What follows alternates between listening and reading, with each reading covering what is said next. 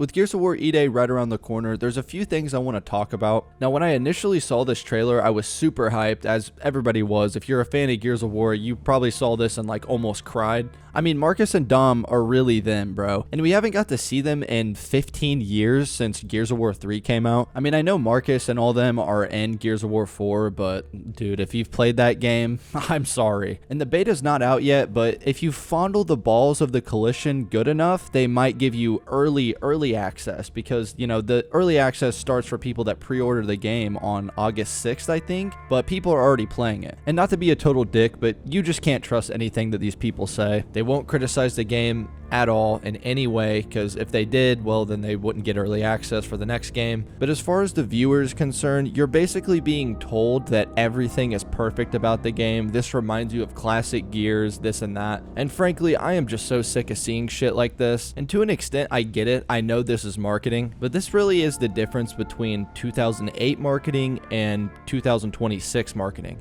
Back in 2008, all you really had was the trailers. You had to drop a trailer, or, you know, 2 or 3, however many they dropped, and they all had to hit. If they didn't hit, you're not gonna sell the game. And while I do recognize this trailer is actually a banger, like this got me really hyped for the game initially, you also have this added layer of content creators that are getting the game early, but they're just glazing it to death. It doesn't matter if they see any flaws, they're not gonna point them out. And like I said, I know this is marketing, but at the end of the day, you're probably just scrolling through Instagram and you see this pop up and you're like, oh shit, this guy loves the game, it must be amazing. You're not really giving it any second thought, so you're not really seeing it as marketing. And there's no disclaimer saying that they're getting paid to do this, and they might not be getting paid to do this, but it might just be implied that they avoid all criticism. Another possibility, obviously, is that they're just in the honeymoon phase and they really don't see anything to criticize about the game. And here's an example right here. I'm not trying to attack this guy. I have no idea who this guy is, but I was just scrolling through Instagram and I saw this and I'm like, okay, bro, what the fuck are you talking about? This is my first game of Versus on Gears of War E-Day, but we gotta see everything new. Bro, this new movement's crazy. You jump in Versus? Bro. Oh, this is about to be a game changer. Well, let's try to get a kill sliding.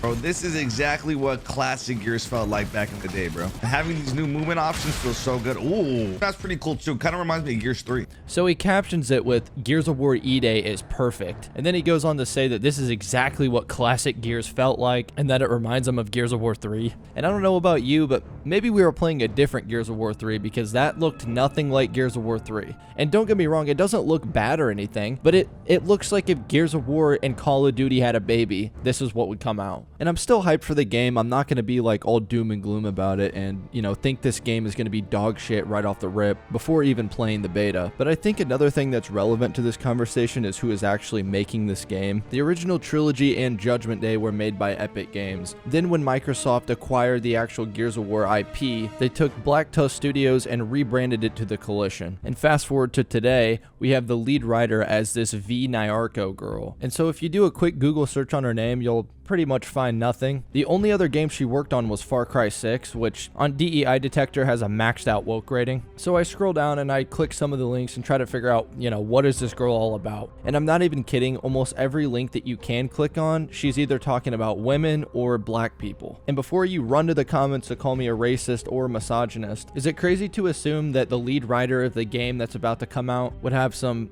I don't know, some production credits, or maybe your passion for gaming or your passion for storytelling or something like that? No, you get this. In my opinion, the biggest challenge facing the tech sector is recruiting black women. We are still on the first hurdle of getting black women into the industry, and I would like to hope that once we have managed to do that effectively, we will create spaces and communities where black women will feel that they can produce long-term careers in the industry. Which isn't inherently bad. I mean, that's fine if that's a view that you hold, but it seems like this girl has made this her entire identity. And you can feel any way you want about this, but this is just what came up when I searched her name. I didn't go out of my way to type in anything specific other than her first and last name. It's hard to even find a picture of her. There's probably a total of like 5 to 10 pictures of her online, period. Her Twitter account is private. Her Instagram account either is private or doesn't exist. So sadly, I'm not really expecting a whole lot from this story. I think it'll look good and run good. Gears of War 4's story was terrible, but technically that game was really good in terms of movement and optimization. It ran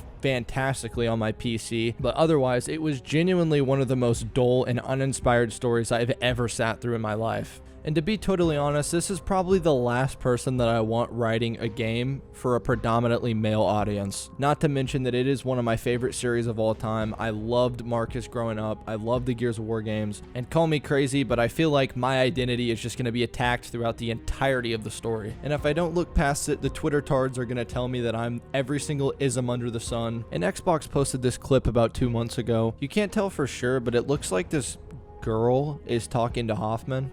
Yeah, why don't you come talk shit when your balls drop? I promise I'm not trying to be an asshole, dude. I had no idea this was a woman. Like, what the fuck happened to female protagonists in video games? They used to look like this. Now they look like this. What are we doing? But real quick, before I wrap this up, let's look at the state of Unreal. Hi, everyone. I'm Kate Rayner. It's great to be able to join you today. Gears of War will celebrate its 20th anniversary this year, and Unreal Engine has been the foundation. Yeah, I think I've seen enough here. I am going to be playing the beta though right when it comes out, so I'll record gameplay and get a review out as soon as I can. I really do just miss the days where you could load up a campaign and just consume a really good story. You aren't forced to look past 10 different layers of social politics just to enjoy the game, but I think it's safe to say those days are over. I think after what I've shown you here, we have a pretty good idea of what we're in for, but I'll do my best to keep an open mind. Anyways, thanks for watching. I'll see you in the next one.